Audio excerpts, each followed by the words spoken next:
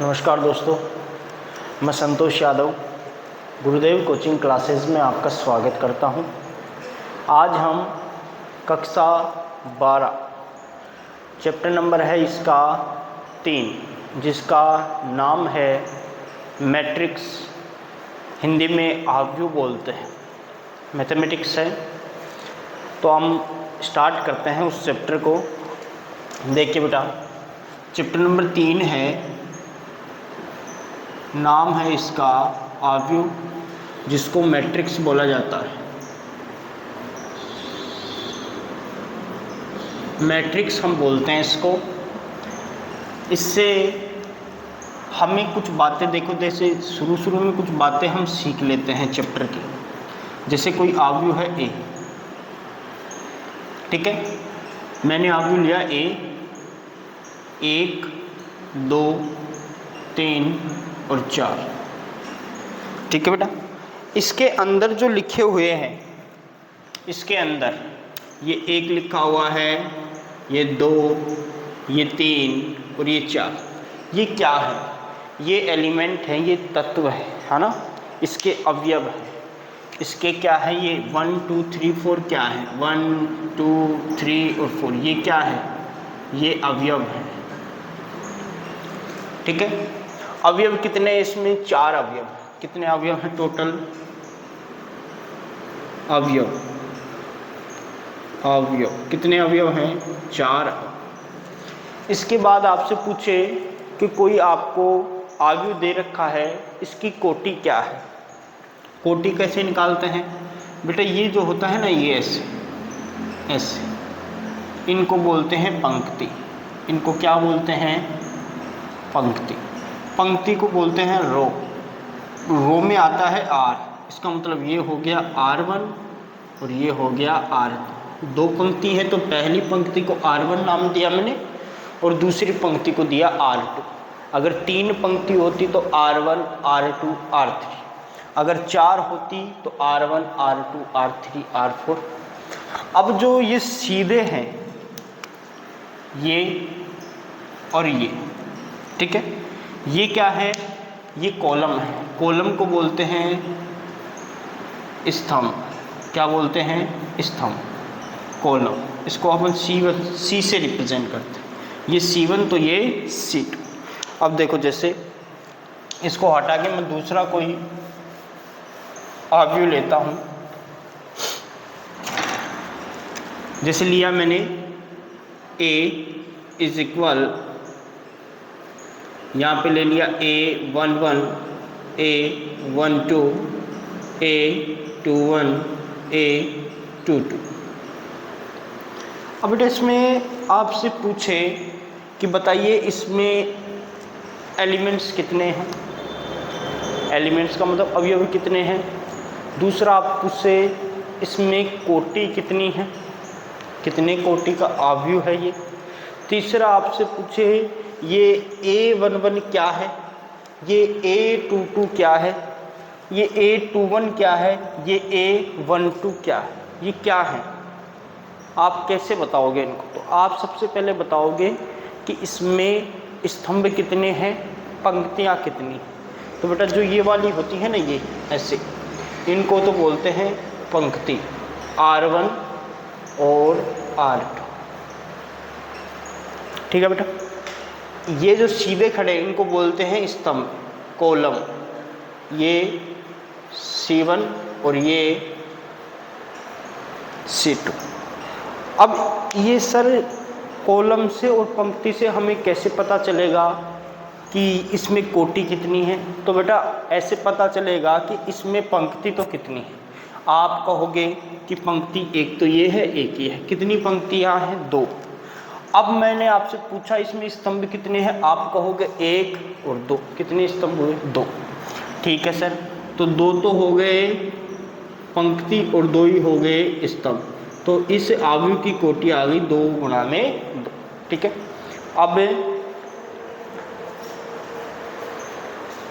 अब बात करते हैं कि ये तो है पंक्ति और ये है स्तंभ। मतलब पहले जो लिखा होता है 2 गुणा 2 आया ना, तो ये जो पहला लिखा हुआ है इसको तो बोलते हैं पंक्ति, और ये जो बाद में लिखा हुआ है इसको बोलते हैं स्तंभ, राइट।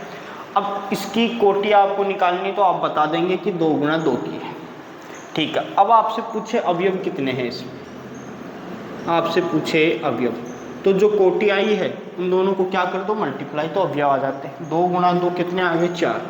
अगर ऐसे नहीं बताना चाहते तो आप बता दो 1 2 3 4, ठीक है। अब तीसरी बात आपसे पूछे कि A11 A12 क्या है, A11 क्या है, A12 क्या है।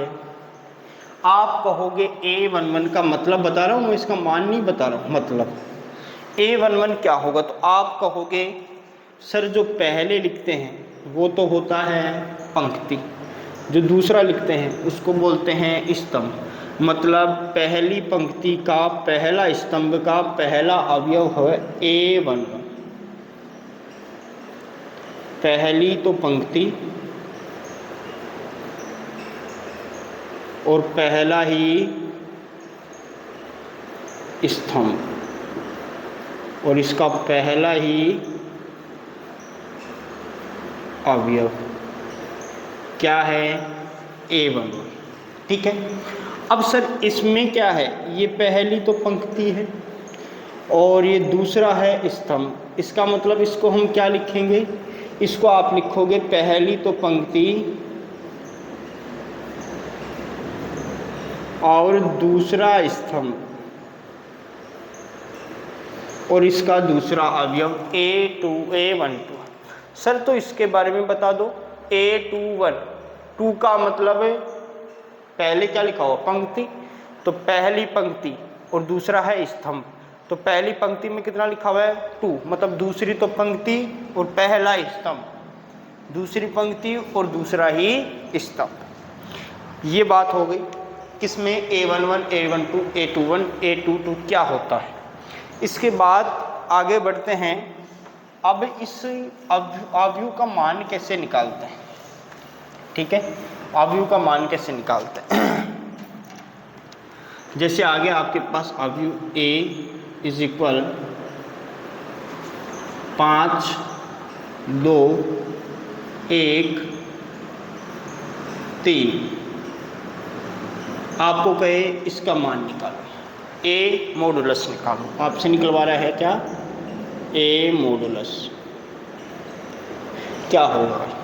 आप क्या कहोगे, बहुत इजी सा है, क्रॉस मल्टीप्लाई करोगे, 5 को करोगे 3 से, 1 को करोगे 2 से, दोनों को कर दोगे क्रॉस मल्टीप्लाई और फिर कर दोगे माइनस। कैसे, आपको निकालना है अगर A मॉडुलस, आप कहोगे 5 मल्टीप्लाई में कितना लिखेंगे 3 माइनस 1 मल्टीप्लाई में कितना लिखेंगे 2, आप लिखोगे 5 तिया होता है 15 माइनस 1 को गुणा किया 2 से 2, तो 15 में से 2 चला जाता है तो बचता है 13। आप कहोगे यही क्या आ गया अपना आंसर, राइट। इसके बाद जैसे सेकंड क्वेश्चन देखते हैं, इसको राइट कर लीजिए आप।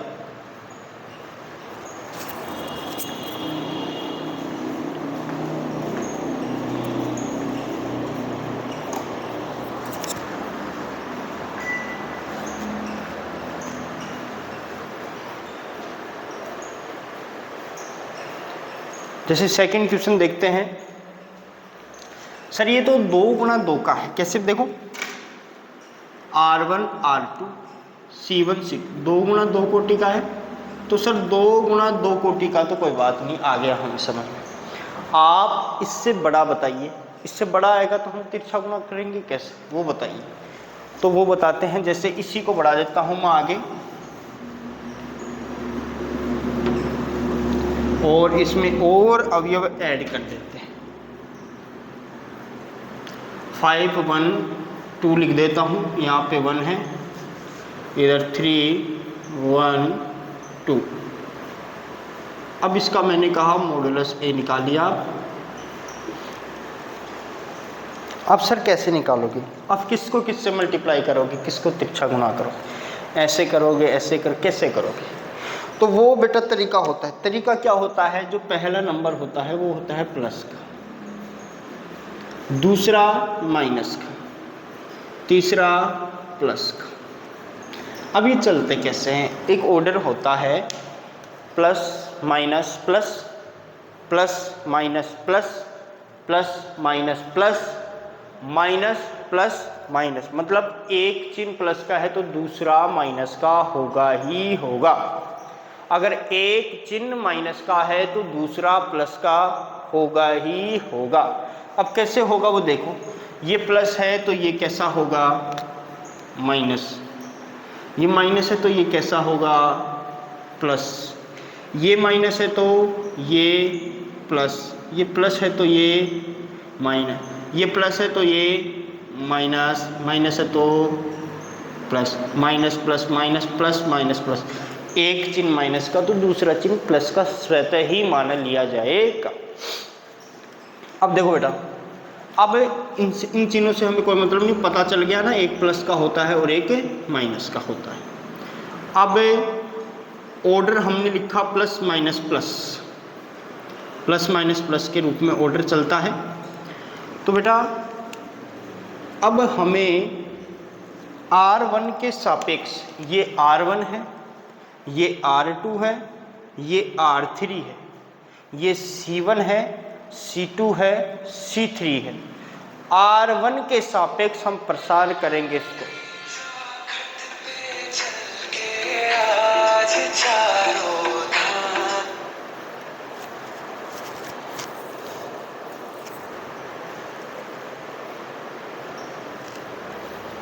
ठीक है बेटा, R1 के सापेक्ष प्रसार करेंगे।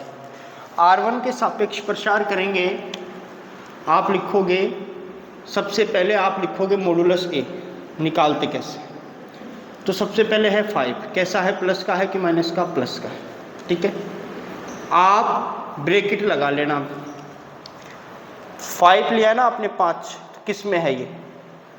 इस वाली लाइन में भी है और इस वाली लाइन में भी। तो इस वाली लाइन को छोड़ दो, इस वाली लाइन को छोड़ दो, यहाँ से बचा 3 1 1 2, इनको कर दो 3 दूना 6 और 1 एकम 1, तो 6 माइनस 1। ठीक है, अब आगे चलो, किस क्या लेना है? माइनस का 2। अब ये छोड़ दोगे और ये छोड़ दोगे, बीच वाली लाइन छोड़ दी आपने, ऊपर वाली लाइन छोड़ दी।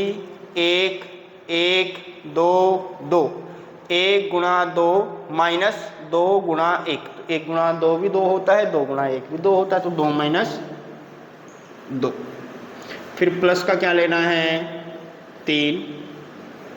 अब कुछ नहीं सर, छोड़ दिया, ऊपर वाली भी छोड़ दिया, ये भी छोड़ दिया। 1 गुणा 1 2 गुणा 3, 1 माइनस 3 गुणा 6, 1 माइनस 6। आप कहोगे 5, 6 में से 1 गया तो 5 माइनस, देखो ये तो 2 माइनस 2 0 हो गया, तो इसका कोई मतलब नहीं, प्लस में चलो। 3 गुणा 1 माइनस 5 माइनस के 5। अब आप कहोगे 55 25, ये देखो प्लस, लेकिन ये चिन्ह कैसा है? माइनस, तो माइनस हो गया। 5 दिया 15, तो 25 में से 15 चला गया तो कितना बच गया? 10। तो मॉडुलस A का मान आ गया 10। ईजी सा है। मैं आशा करता हूँ कि आपको समझ में आया होगा।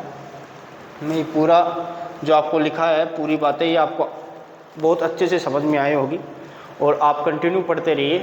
रोज़ाना क्लास से आएंगी। आज से मैट्रिक्स है, स्टार्ट कर दिया, तीसरा, फिर इसके बाद में चौथा चैप्टर आएगा, फिर इसके बाद में सेकंड चैप्टर प्रतिलोम त्रिकोणमिति, फिर इसके बाद में हम 50 नंबर के चैप्टर स्टार्ट करेंगे।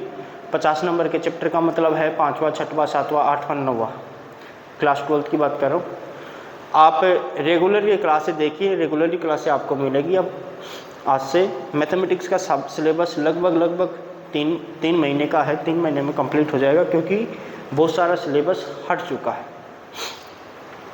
जैसे पहले कुछ क्वेश्चन बड़े थे, वो कुछ क्वेश्चन हटा भी दिए गए हैं, कुछ सिलेबस भी कम किया, मतलब लगभग 70% सिलेबस बचा है, 30% को हटा दिया गया है। समझ रहे हो? 30% हटा दिया गया है, 70% सिलेबस बचा हुआ है। तो आप मेहनत जोश के साथ लगे रहिए। 12th में 100/100 लाने हैं तो ज्वाइन कीजिए गुरुदेव कोचिंग क्लासेस। आप 100/100 नंबर लाने के लिए पूरे परिपक्व हो जाओगे जब आपका साल ख़त्म होएगा, आपकी एग्ज़ाम्स आपके नज़दीक होंगी तो आपको लगेगा मैथ में 100/100 ही आएंगे।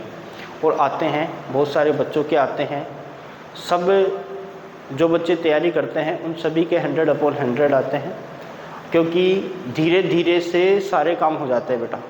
आज हमने इंट्रोडक्शन पढ़ाया, कल 3.1 हो जाएगी, 3.2 हो जाएगी, 3.3 हो जाएगी, फिर चौथी आ जाएगी 4.1 हो जाएगी, 4.2, ऐसे धीरे धीरे धीरे धीरे करते जब साल ख़त्म होगा तो क्या पता ये 3-3 बार हो जाएंगी। आपकी स्कूलिंग है, स्कूल में भी ऐसा ही होता है, 3-3 4-4 बार कोर्स हो जाता है। तो आप घबराना नहीं, उतरती लहरों को देख किनारों पे घर मत बनाना, याद रखना समंदर फिर लौट आएगा। इसलिए आप लोग रेगुलरली क्लासेस ज्वाइन कीजिए, फ्री ऑफ कॉस्ट, आपको पता है।